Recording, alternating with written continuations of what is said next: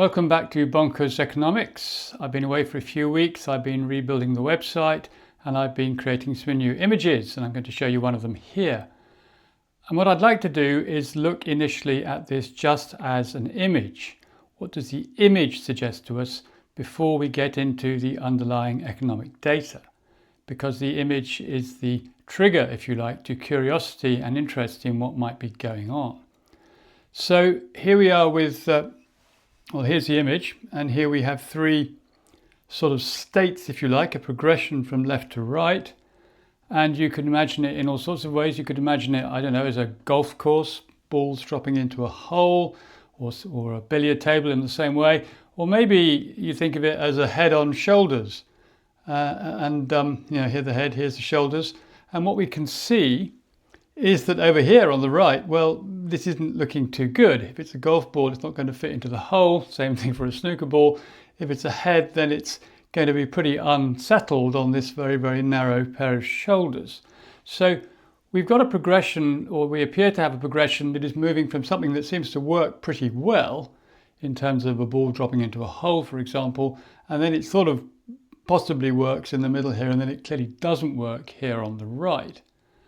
And that's an accurate reflection of what's actually been going on in the UK economy over the last 60 years, because what this image shows, in fact, are three 20-year periods. And this is the most recent 20 years, so that's 2006 to 2026. And this is 1986 to 2006, and this is 1966 to 1986. And what the balls represent, well, what the coloured balls at the top represent, is the growth in those periods of national wealth, whatever that means. That means the total in money terms of what the nation owns, a lot of which is housing and land and stocks and shares and that sort of thing. So it's a total of owned wealth. And what the green holes, what the green sections at the bottom, the holes mean, what they show is the growth in those same periods of people's incomes, the money that they've earned through working. And you can see now what's going on, because huge amount of growth in wealth in the last 20 years and almost no growth in people's incomes. And if we go back to the 1980s and 90s, then we can see that there was also an even bigger sort of splurge in the growth of national wealth. That was the sort of great boom that happened at that time. This great stock market liberation, prices shooting up, and of course house prices absolutely exploded in those years. But the growth in wages, well, it's sort of more or less kept up. So it's not too terrible. There was a growth in both ways. And then back to the 1960s, 70s, we can see that there was relatively modest growth in this national wealth number, but there was really good growth in people's wages. And so that was a situation where most of the benefit that people were seeing in terms of their quality of life was being expressed in higher wages. Because the important thing about this, of course, is that wages, well, they belong to everybody who works at least. And of course, back in the 1960s and 70s, one person in a family could earn enough money to keep a family. They didn't both have to go to work in a couple. They could have worked half-time each, for example, but you didn't have to have two people working flat out just to break even as a family. So that's a big difference. But these, of course, figures up here, this national wealth figure, well, of course, that doesn't belong to everybody. The wealth of the UK, the wealth of households, is very, very unevenly distributed. So when we're showing a growth in wealth, we're basically showing a growth in the wealth of the richest people, not necessarily something which ordinary people are going to experience. So it's an unsettling image, and it's an image of what's been going on over a long period, and it sort of points to what's not working in the economy at the moment. This very, very low increase in wages growth, while there's still a big, big increase in wealth growth. So that means that money, if you like, wealth in the broader sense, is being transferred from working people, people earning wages, being transferred to wealthy people who own assets, such as property and shares and things like that. And of course, if you own a house, well, you may think, well, I own an asset. And you may do, but you've paid for it or are paying for it by paying large amounts of money to a bank or a building society normally. So the benefit of the house price increase that you've experienced has mostly been felt by the bank who has lent you the money. And of course, that bank is owned by shareholders, and those shareholders are represented in these groups of wealthy people here. So wealth isn't really what we think it is. Wealth is just a number. It's just a number which sums up the notional value of all sorts of things like houses and land and stocks and shares, but it's not something which is available to spend, whereas incomes, broadly speaking, are available to spend on our everyday needs.